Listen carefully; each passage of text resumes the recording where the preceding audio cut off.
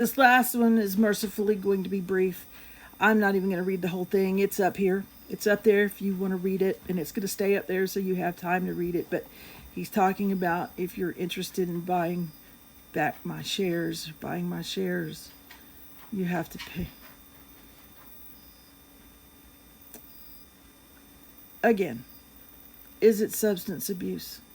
What is it? What would cause him to even think that there's a glimmer of possibility that anybody wants to buy his shares?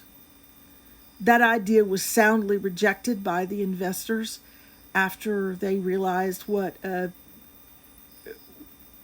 they weren't dealing with a sane person, and they weren't dealing with a stable person. They weren't dealing with anybody who had enough critical thinking skills to understand or even agree to meet with them to discuss anything. Once they realized they were dealing with a complete nut job, there was no chance ever that they would ever.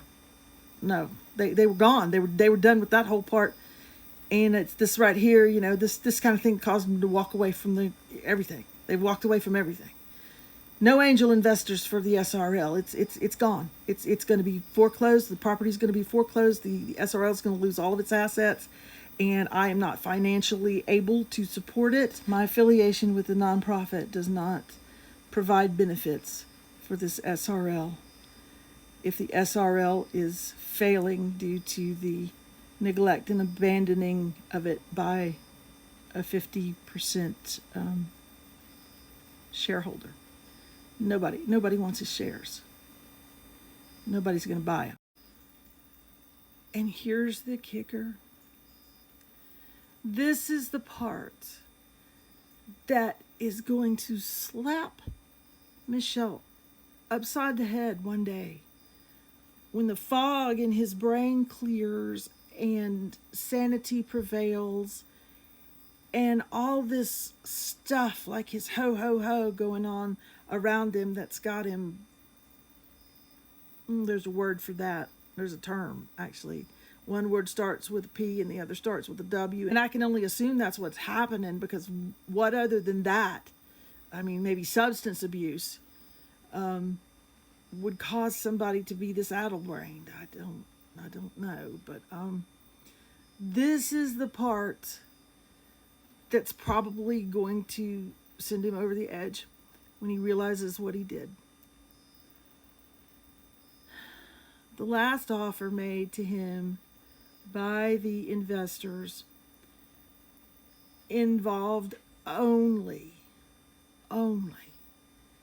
him being willing to sign an acre of the assets of this SRL, to sign 1 acre over to the investors,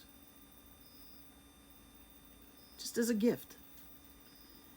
Because, there were many reasons that we bandied around. Like if somebody asked why we did it,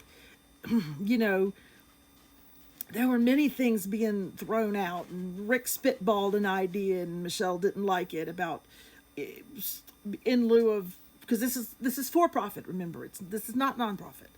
In lieu of services rendered, consultation, and that could have been one. But the real reason that we would have for signing over that acre is that all of the business and the projects that were proposed to go in on that acre back here on the backside of our farm would have benefited us. We would see direct benefit. It would increase, it would bring value to this property. It would bring eyes on this property. It would bring so much benefit to just sign over an acre and let them run with it. We would recover the value of that acre within a year or two, based on the business plan that they're running with and how it impacts us, indirectly and directly. Don't need any other reason than that. But Michelle couldn't understand that. He couldn't understand. He thought he was going to have to sign that he was going to be indebted to the investors for consulting fees. He could never understand that was just spitballing, and he wouldn't take a meeting with them to discuss it. Nobody said he was going to have to pay any freaking consulting fees, but he couldn't comprehend it. He couldn't comprehend that it was an idea you know how you throw stuff at the wall and see if it sticks? Come on, wall, cooperate. It was one idea of what we could say to absolutely justify our reasoning why we would give. I mean, and who would we have to justify it to? You know, maybe the court of public opinion. But the only thing Michelle would have had to do was just say, okay, I'm going to remain on. I'm going to keep all of my shares. We're going to leave the structure of the SRL set up just like it is. I'm not giving my shares to anyone. I am simply going to agree that we will give this acre of land to this company that's wanting to come in and do a project back here. Yes, we'll give them that acre. That's all he had to do. And by that point, all of the debt that he owes would have been paid. The lien on the property had to be settled before we could give that acre. You understand that, right?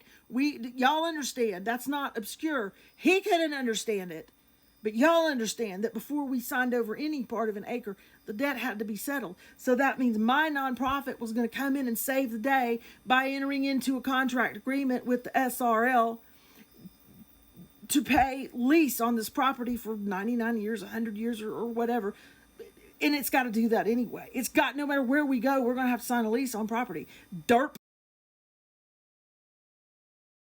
That's how things are done.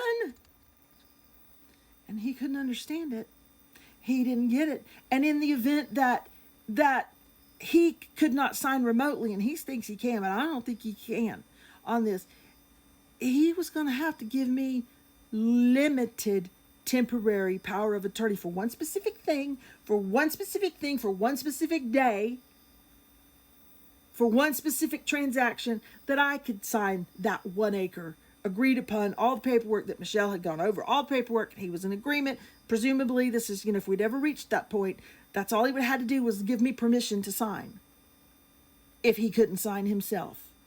And once that acre was given, I no longer had power of attorney. I could no longer make any other decisions in the company. Things would go like, and every dime that this SRL profited over the next 200 years, which we'd all be good. But I'm just saying, in infinity, with Michelle being on still, because he didn't sign over, nobody wanted him to sign over his shares. Nobody asked him to at this point. He would have been entitled to 50% of the profits, which would have been a passive income for him for the rest of his life. And he told us to go F ourselves.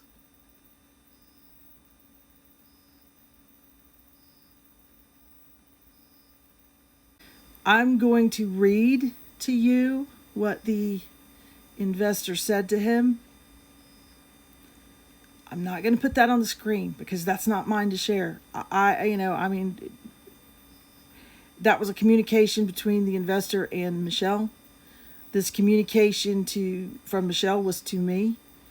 I'm not going to put that on the screen, but I'm going to read it. So there's plausible deniability. If anybody gets butt hurt over that, I can say that I just wrote it down and I'm reading it and, whatever. But I am going to read that to you. And I don't know how he could be any clearer.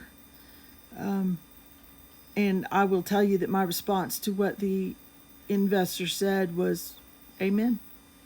It's 100% correct. Michelle, I did not propose you signing over anything in lieu of an acre. Once again, you have misspoken or did not understand the facts. We are not interested in buying out your position, shares, equity, etc. The odds are that the two of you will lose the property soon, and the name of the seller and the mortgage holder will be happy to sell it for cash to current interested buyers. I hope you make the payments to said person and retain your assets.